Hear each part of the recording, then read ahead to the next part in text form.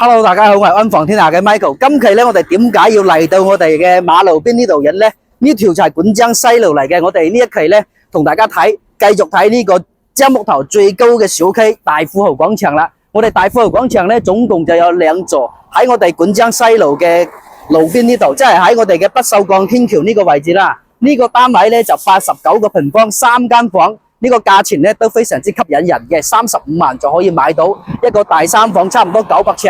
咁我哋呢個位置咧就係喺我哋嘅對面西城廣場對面呢度，即係過到前面一個紅綠燈呢度咧就係以前嘅帝王商業城啦。我哋對面有大家樂呢個小區，咁我哋呢個小區住喺呢度咧，翻到火車站咧都係步行嘅話，大概15分鐘就可以到噶啦。呢層樓裝修就簡單啲，但係呢個價錢咧非常之吸引人。我哋一陣間帶大家上去實地睇下呢個盤係點樣嘅，我哋一陣間見。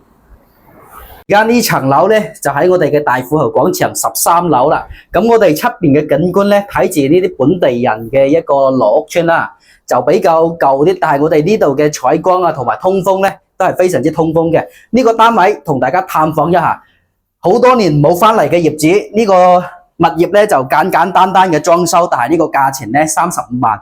買得差唔多有89個平方，一個進石廳啦，我哋大富豪出咗名嘅進石廳呢個一個湖人餐廳位，但係呢個餐廳位就比較方正啦。呢度嘅窗打開咧係兩邊好對流嘅。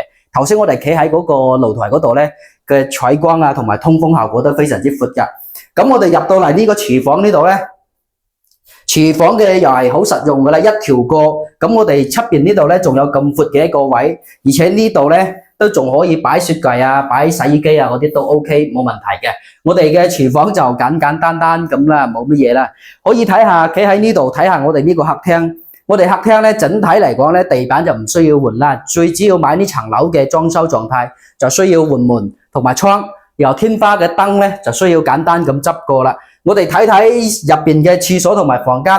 呢度廁所咧雖然10幾年業主冇翻嚟住咧，但係我哋嘅入邊保養狀態咧都係非常之新淨嘅。天花上邊咧就甩少少皮，唔係漏水啊。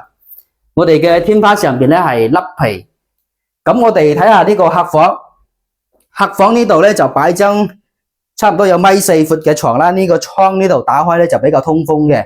咁我哋一個房間嘅空間唔會話顯得好壓迫，因為呢個業主咧佢係香港業主。佢有好多嗰啲貴重物品同埋私人物品咧，就鎖咗喺呢間房呢度啦。佢就唔打開。我哋睇下呢間房，呢間可以講係話紙人房嚟噶啦，擺張1.5米嘅床，帶一個露台。我哋呢個露台咧，同啱先嗰個紙人房嗰度，同埋嗰個客廳嗰度嘅房個朝向咧係非常之大嘅。呢度右手邊可以睇到觀音山嗰邊嘅出嚟。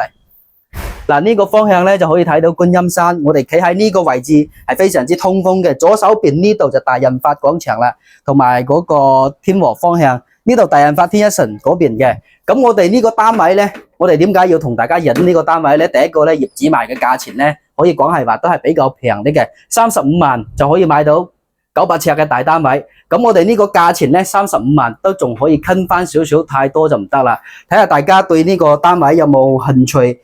如果有興趣嘅，或者有業主想放盤嘅咧，可以參考呢個價錢，睇下有冇啱自己嘅一個心水價位，都可以放盤俾我哋，我哋可以幫大家拍埋啲視頻，幫大家一齊放盤揾客戶都 OK 冇問題嘅。